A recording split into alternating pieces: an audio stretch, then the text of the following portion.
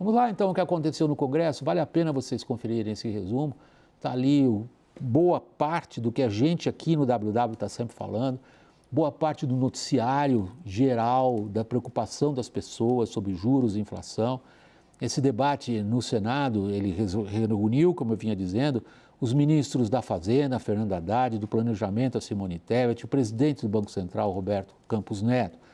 As posições que foram colocadas lá são diferentes, mas todas elas se tratam do cenário fiscal do Brasil. Essa discussão está na reportagem de Leandro Magalhães. Fernando Haddad defendeu que se a economia brasileira continuar desacelerando por causa da alta taxa de juros, a queda da arrecadação vai gerar problemas nas contas públicas. O ministro ressaltou a necessidade de harmonizar as políticas monetária e fiscal para garantir o crescimento sustentável da economia. Se a economia continuar desacelerando por razões ligadas à política monetária, nós vamos ter problemas fiscais, porque a arrecadação vai ser impactada. E nós estamos tomando medidas, inclusive, difíceis de tomar, impopulares, sobretudo por causa do populismo praticado, que surrupiou quase 40 bilhões de reais dos estados no ano passado. Já Roberto Campos Neto não mudou o tom, voltou a defender que a atuação do Banco Central é combater o aumento de preços com o aperto monetário e disse que a instituição está buscando suavizar o ciclo, bem como seus efeitos na economia. Temos coletivamente, no governo, caminhado na direção correta e precisamos persistir no processo de garantir a estabilidade de preços, que é tão importante para os mais pobres. Não se consegue estabilidade social com a inflação descontrolada. Os participantes do debate concordaram que a taxa de juros precisa ser reduzida, mas divergiram sobre o momento ideal para iniciar essa retração. Campos Neto reconheceu que resoluções do Comitê de Política Monetária muitas vezes não agradam à ala política do governo, mas defendeu a integridade técnica da autoridade monetária e disse que a dívida pública brasileira precisa atingir certo nível de credibilidade para começar a baixar os juros. As próximas reuniões do Copom para definir o patamar da Selic acontecem nos dias 2 e 3 do mês de maio. A ministra do Planejamento, Simone Tebet, alertou que o Banco Central não pode desconsiderar que decisões da instituição têm reflexo na política do país. A autonomia do Banco Central é importante para a estabilidade econômica, mas, e portanto, o governo não interfere nas decisões técnicas do Banco Central, mas o Banco Central também não pode considerar que as suas ações são apenas técnicas. São técnicas, mas também são decisões que interferem na política, especialmente os seus comunicados e as suas atas. Em seus mais recentes comunicados, o Banco Central sinalizou que o juro base seguirá em 13,75% ao ano por um tempo prolongado, como forma de controlar a inflação. O índice no país foi de 4,65% no acumulado de 12 meses até março, voltando a ficar abaixo de 5% depois de 2 anos. Raquel, a gente tem ali um belo resumo da situação que a gente vive hoje. Esse é o debate no Brasil. E eu gostaria mais uma vez de dizer, eu fico satisfeito de ver que o legislativo, no qual a gente desce o cacete com gosto a maior parte do tempo, volta e meia proporciona para a sociedade brasileira, ou é um palco para a sociedade brasileira. E às vezes é palco de umas bizarrices. Bom, não vamos esquecer delas, porque hoje, pelo amor de Deus, a gente não está tratando de bizarrice, a gente está tratando de uma discussão séria, de consequências importantes para o bolso de cada um de nós. Nenhuma novidade em si nas posições apresentadas, mas aí é que o bicho mora. Há algum detalhe no que alguém disse nesse evento hoje lá no Senado que tivesse chamado a sua atenção, voltando a Raquel para o papel de analista de economia? William, o que chamou minha atenção não foi o que disse Campos Neto, nem o que disse Fernando Haddad, nem o que disse Simone Tebet. O que chamou minha atenção foi o que disseram as entidades produtivas como um todo. Várias mostraram, eu acho que a mesma questão e o mesmo problema, que é a questão dos juros altos, de uma maneira mais produtiva do que elas vinham fazendo até agora. Porque sempre quando esse debate vem no Brasil, é sempre aquele Brasil velho que a gente encontra, que é pedir a queda de juros a qualquer preço, de qualquer forma. E eu acho que não foi o que apareceu ali. Não foi a minha percepção e não foi a percepção das pessoas que estavam lá e com as quais eu conversei, que acompanharam de perto. Muitas dessas entidades que estavam lá, elas deixaram claro para Campos Neto os problemas que a taxa de juros alta provoca, as dificuldades que está no dia a dia das pessoas, o quanto o crédito realmente está ficando mais apertado, mais truncado. Isso às vezes não aparece tanto no dado agregado, não aparece tão rápido, mas quem está trabalhando ali no dia a dia sente. E às vezes falta essa percepção para o presidente do Banco Central. Mas, ao mesmo tempo, elas não demonizaram o papel do Banco Central, como fazem os políticos e fazem alguns membros do governo, de que não, o Banco Central tem que ceder. Se você olhar o tweet da Gleisi Hoffmann, é isso. Eu acho que é um pouco desse meio do caminho que o Brasil precisa encontrar, de você olhar realmente com clareza o que está acontecendo com a economia brasileira e abaixar o debate e tornar ele técnico para você poder tomar uma decisão fundamentada. Daniel, no fundo é a mesma avaliação que eu pedi à Raquel, que ela acabou de dar na primeira resposta dela, que eu solicito a você também, mas com um adendo. Se desenhou ali, na sua posição de veterano jornalista no setor de economia, se desenhou ali, eventualmente, alguma coreografia, alguma dança simbólica, algum emprego de expressões que sugira uma possibilidade disso que a Raquel acabou de mencionar? Alguma convergência entre essas posições conhecidas, porém antagônicas? William, veterano é bondade sua, né? Eu sou uma cocotinha aqui, né? Mas, assim, acho que eu teria uma leitura um pouquinho diferente do que a Raquel fez. Certamente ela está certa e eu estou equivocado aqui, mas eu vi um pouquinho uma coisa diferente. Não Raquel, brigue com a Raquel, por é isso que você está dizendo. Eu não brigo com a Raquel. Eu não sou o Caio, mas eu também discordo da Raquel, né? Não é só o Caio. Mas é o seguinte, o que eu percebi aqui, estou só consultando aqui as minhas anotações do que eu ouvi hoje, né? É claro que a gente teve algumas repetições ali que já são conhecidas. Então, de novo, o Roberto Campos apareceu ali na linguagem. Ontem também já tinha sido assim na CAI, né, na Comissão de Assuntos Econômicos, apareceu como o inimigo fácil, a pessoa que é muito conveniente ali para os aliados do governo atacarem sem muito custo político, né? Agora, eu vi algumas coisinhas ali diferentes que me chamaram a atenção. Primeiro, alguns senadores que não são propriamente da oposição, não são do PT, mas estão muito mais próximos ao governo do que a oposição. Caso de Omar Aziz, caso de Irajá Abreu, que fizeram uma defesa não do Roberto Campos, mas da instituição, claramente, que é a autonomia do Banco Central. Isso me pareceu uma defesa importante.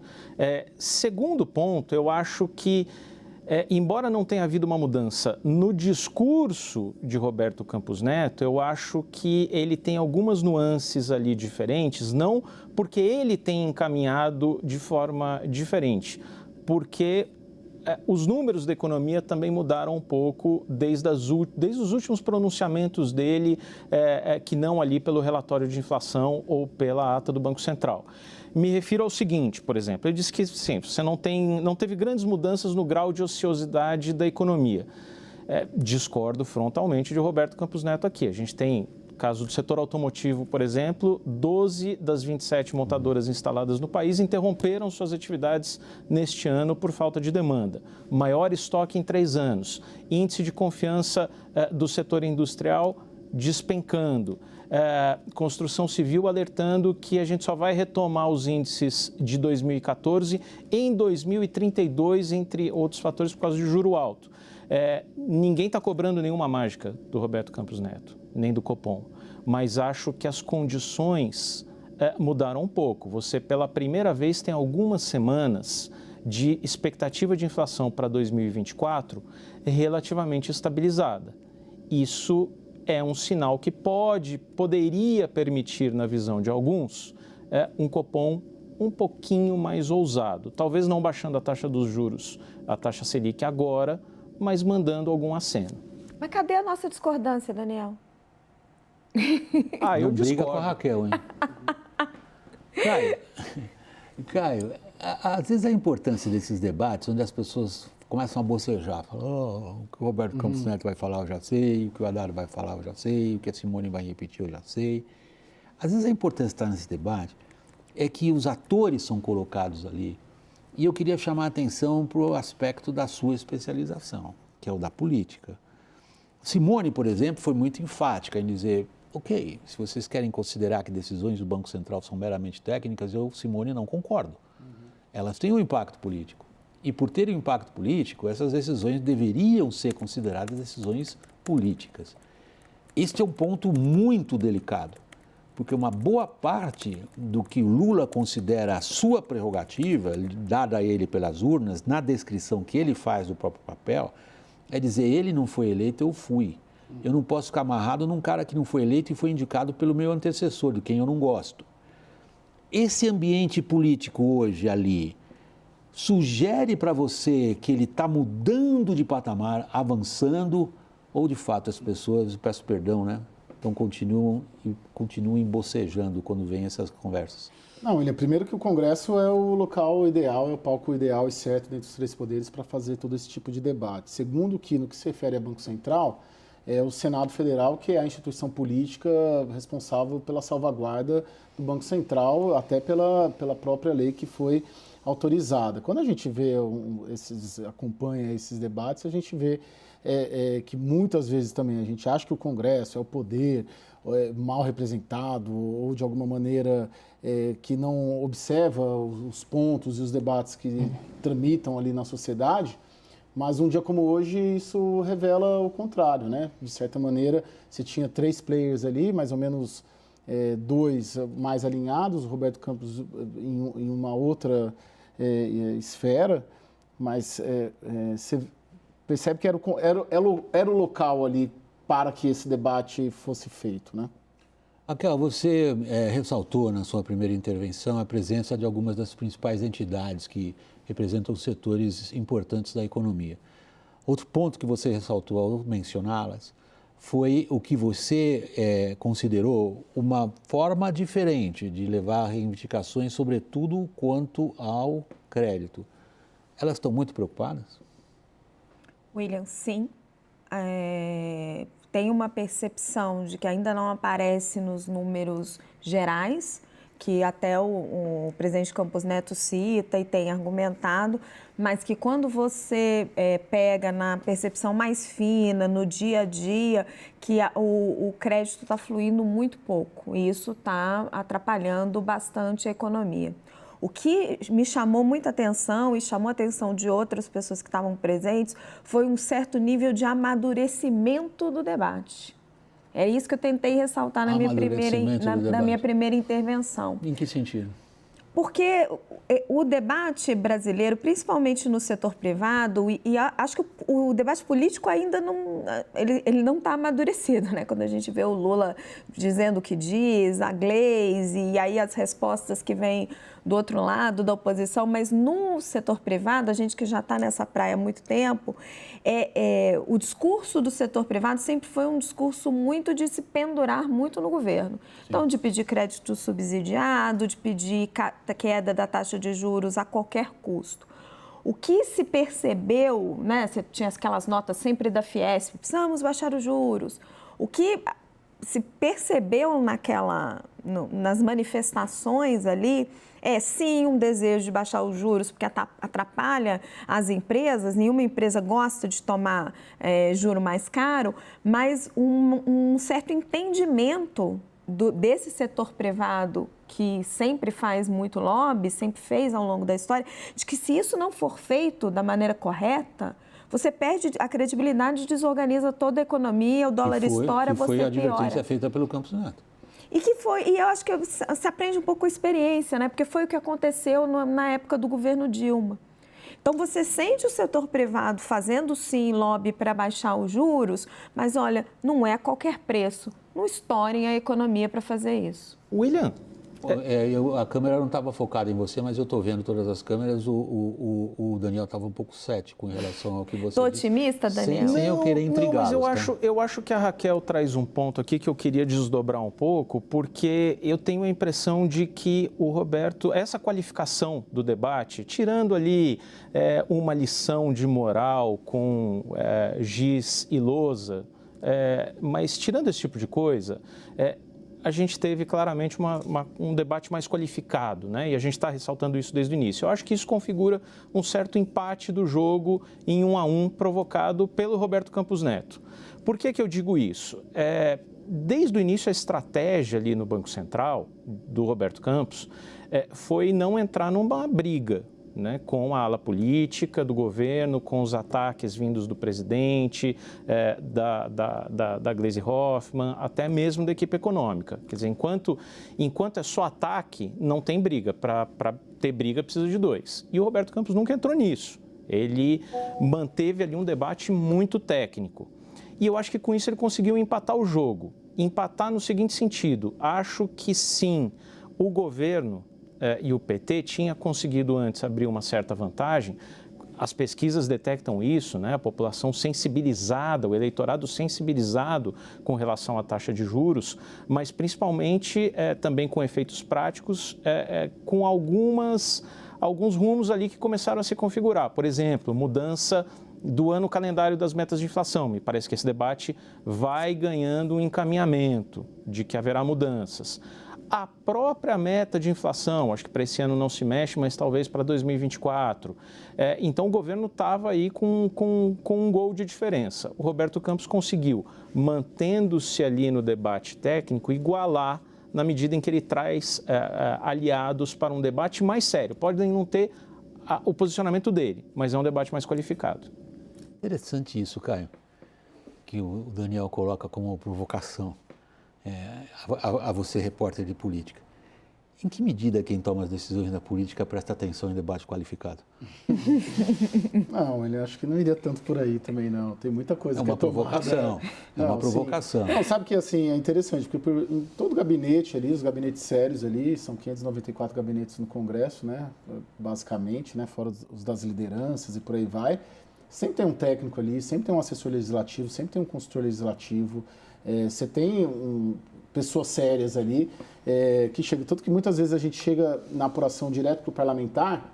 Essa semana foi assim, por exemplo, em uma das situações de apuração, e ele direciona para o técnico, que é especializado, concursado e elabora ali a documentação para fornecer os dados para ele, né? Tem várias situações assim. Num debate como esse, ele acaba ganhando de alguma maneira dessa dimensão como hoje. Eles assimilam.